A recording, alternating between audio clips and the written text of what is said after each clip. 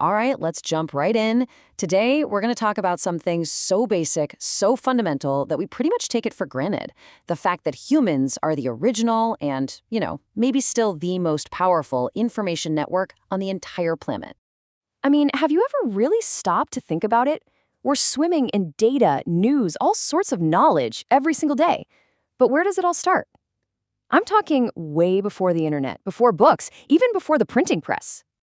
Well, the answer is kinda everywhere. It's all around you.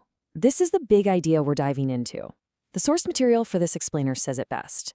Every single person, from a little kid playing on the floor to your grandma reading a newspaper, is basically a walking, talking library of completely unique information. So, to really get our heads around this, we need to make a super important distinction first. What do we actually mean when we say a human source? Now, you've definitely heard of human resources, right? That's the corporate term for the people who work at a company.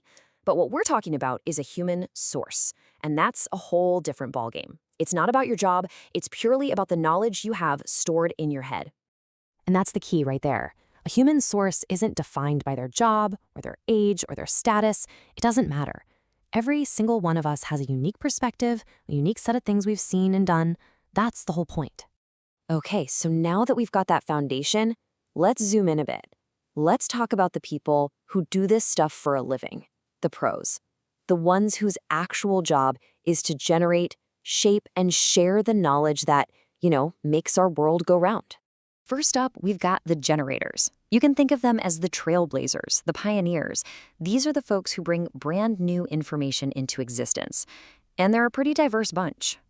We're talking about researchers in a lab, inventors in a workshop, authors creating new worlds, philosophers wrestling with huge ideas, or even an astronomer who spots a new comet. These are the origin points.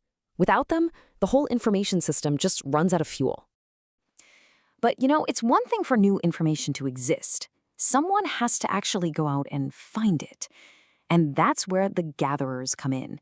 These are the detectives and explorers of the information world. Think of a reporter chasing down a lead, a detective at a crime scene, or even that person going door to door for the census.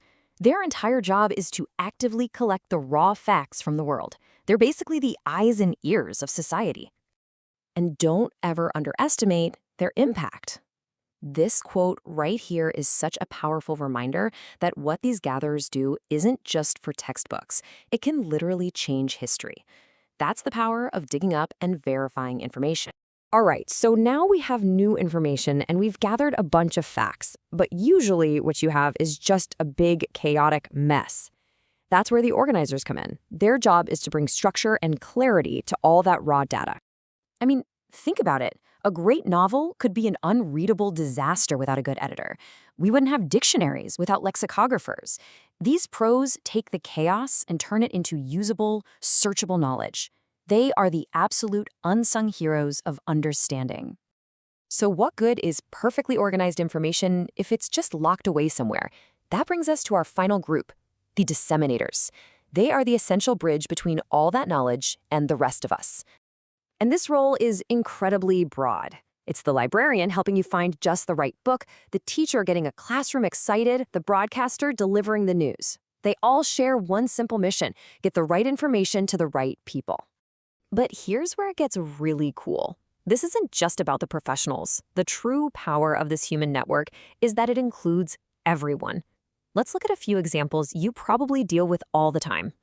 When you're sick, what's the first thing your doctor does? They ask you questions. They gather information from you. You are the primary source. Then they process that info and disseminate a diagnosis back to you. It's a perfect little information cycle that happens every day. You know that one person at work or in your friend group who just always knows what's going on? The source material calls them a technological gatekeeper. They just naturally soak up and share relevant info, acting like a human hub for their community. We all know someone like that. Or what about the head of a family? They are a living, breathing archive of family history, birthdays, and stories that would otherwise just disappear. In a way, they hold the entire institutional memory of the family. Now, this example is fascinating. The source points out that a child's testimony in court is often seen as so trustworthy, it can be the deciding factor in a verdict. Why? because their perception can be so direct and unfiltered. They're powerful and honestly often underestimated sources of information. So, after looking at all these roles, from the professional ones to the ones in our everyday lives, what's the big takeaway? How does this actually change how we look at the world? The big idea is this: real information isn't just sitting in a database or on a library shelf. It lives and breathes inside the people all around you. Every single person you meet is a potential source, and once you realize that, it unlocks a totally new way to learn and solve problems. And that brings us to one last crucial question. In an age where AI can gather and organize data almost instantly, what is the future of the human source? What happens to the value of human experience, of intuition, of first-hand accounts? It's definitely something worth thinking about. Thanks for joining this explainer.